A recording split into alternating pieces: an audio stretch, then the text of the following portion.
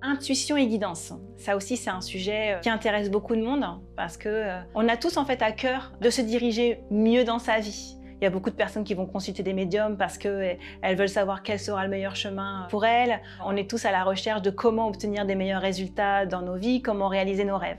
Donc la guidance, comment en fait je vais poser mes choix dans la matière pour obtenir les meilleurs résultats pour moi, c'est une question qui se pose à différents niveaux pour beaucoup de monde. Une des voies en fait d'entrée pour l'accès à la guidance, c'est d'abord de reconnaître sa part intuitive. L'intuition, c'est quoi? C'est l'accès à une connaissance immédiate et spontanée. Ça nous tombe du ciel. Alors, ce qui se passe dans nos vies trépidantes, généralement rationnelles, quand on ne s'est pas ouvert à cette sphère-là, c'est que souvent on oublie vite cette partie intuitive, tout simplement parce que notre muscle mental est beaucoup plus dense que notre muscle de l'intuition. On l'a beaucoup plus exercé, on l'utilise tous les jours, on compte, on planifie, on organise. Mais ça peut être une voie tout à fait intéressante pour venir nous diriger dans la vie. Et pour peu qu'on la pratique, qu'on laisse la place à l'intuition, celui qui la pratique témoignera souvent que l'accès à son résultat va être beaucoup plus rapide, bien qu'il ne sache pas le pourquoi du comment. Donc l'intuition, elle est vraiment intéressante. Ce sont des espaces aussi de se laisser inspirer, de se laisser comme traverser par une idée et oser l'incarner. On peut aller plus loin dans les pratiques de se laisser guider. Et ça s'appelle donc la guidance.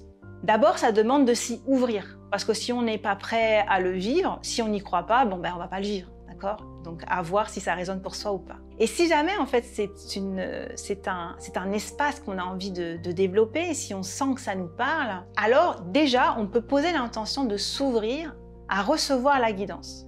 Il y a plusieurs manières de recevoir guidance dans la vie. On peut recevoir et être guidé par les synchronicités, c'est-à-dire je suis attentif dans ma vie aux signes qui se présentent, aux coïncidences, etc. Ici, je mets des guillemets parce que nous sommes des très très grands manifestateurs et que l'on peut, depuis notre mental et depuis notre intention, créer des synchronicités ou des interprétations qui ne veulent rien dire. Donc, j'insiste sur le fait que la guidance, l'intuition, c'est quelque chose comme d'immédiat et de spontané. J'accède directement à l'information. Elle n'est pas interprétée par mon mental. Je sais. Il faut juste que je veille à pas mettre la sourdine par-dessus du mental qui fait « oh non, c'est n'importe quoi » et faire confiance à ce chuchotement-là. Ensuite, il est tout à fait possible de dialoguer avec sa guidance. On est accompagné par des énergies qui nous soutiennent. On peut aussi connecter ce que certains appellent le soi supérieur. Donc c'est une dimension comme plus divine ou plus élevée de soi, qui est connectée au tout et à la connaissance. Et on peut dialoguer avec cette guidance pour être mieux guidé dans sa vie. Ça nous permet d'accéder encore plus en profondeur à qui l'on est vraiment. Ça nous permet d'être enseigné. Vraiment, on peut être enseigné. Ça nous permet d'avoir des compréhensions sur toute chose. Donc ça va demander un petit peu plus de travail parce que c'est un travail d'ouverture à la connexion, d'ouverture à recevoir. Et comme tout travail lié au recevoir, il va dépendre aussi de tous les filtres que j'ai mis entre moi et la réception. Il y a beaucoup de personnes qui croient par exemple que parce qu'ils ouvrent la sphère de la médiumnité, de la connexion, en fait, ils accèdent aux informations pures. Non, non, non. En fait, ce qui existe dans notre vie et les filtres qui existent dans notre vie, les illusions qui existent dans notre vie, elles sont automatiquement transposées dans notre qualité de connexion.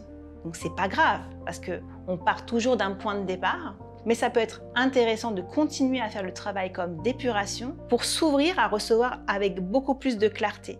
Typiquement, il y a beaucoup de personnes aujourd'hui qui arrivent à connecter pour les autres avec facilité, mais qui sont en très grande difficulté de recevoir pour elles-mêmes. Ça parle de nettoyer des strates de l'être et ça parle de travailler la précision et l'ouverture, pureté à recevoir. Comment il est possible qu'on ait de la facilité à guider les autres alors que pour soi c'est compliqué? Ça, je trouve que c'est hyper intéressant comme sujet. Moi, à titre personnel, j'ai comme été appelée, c'était un appel, c'est-à-dire que je sens que j'ai été guidée à ça. On m'a demandé de faire le travail pour moi. C'est-à-dire que pendant 2 ans, quasiment H24, j'étais en connexion de moi à moi, comme à nettoyer, comme à rentrer en connexion avec qui je suis, avec mes fonctionnements, avec mes mécaniques. Et c'est depuis cette base-là que j'ai pu accompagner d'autres parce que j'avais automatiquement les ponts qui étaient faits sur certaines mécaniques. Mais c'est un choix que j'ai fait et c'est aussi parce que j'y étais très guidée. C'est beaucoup plus facile en fait de parler sur l'autre et de parler de l'autre. On le fait communément dans nos vies en dehors d'une connexion subtile. C'est-à-dire qu'on sera toujours meilleur donneur de conseils pour l'autre que pour soi. C'est quelque chose qui est classiquement observé. Pourquoi? Parce qu'en fait, il y a une dimension affective avec le soi parce qu'on est en direct. Il s'agit de nous et on a très peur de découvrir des choses horribles à propos de nous. Ce qui est complètement une illusion d'ailleurs, parce que quand on fait le travail de l'ombre, on se rend compte de toute la qualité et de tout l'intérêt de reconnaître et de réintégrer ces ombres. Mais en fait ça, techniquement, dans la matière, effectivement, ça crée des personnes qui ont parfois ouvert leur champ de connexion, mais le champ de connexion a été comme automatiquement dirigé vers l'extérieur. On est habitué à poser un regard sur l'extérieur. Donc, de venir retourner son regard vers l'intérieur, en fait, c'est presque un choix parce que c'est quasiment contre-intuitif. On le fait par nécessité, mais on n'aime pas ça. On préfère regarder l'autre.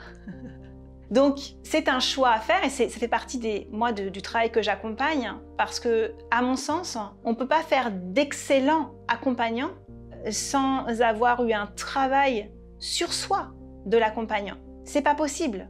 Parce que la posture de l'accompagnant, la vibration, la fréquence de l'accompagnant va être complètement impactée par le travail ou le non-travail ou le degré du travail qui a été fait sur lui-même. Donc aujourd'hui, c'est urgent que les thérapeutes aillent plus loin en fait dans le champ de la conscience. Il y a beaucoup de personnes d'ailleurs qui choisissent d'accompagner l'autre. Pourquoi? Parce qu'ils projettent sur l'autre. Ils projettent sur l'autre. Donc en fait, ça vient refléter quoi? Un désir de travailler sur soi que je ne suis pas encore capable de mettre en œuvre sur moi. Donc là, c'est à soi de prendre le gouvernail, de prendre le volant et de décider pour soi ce que l'on veut pour soi, ce qui n'exclura pas la dimension d'aide à l'autre, ce qui n'exclura pas en fait de reconnaître qu'on est là pour contribuer et pour soutenir les autres.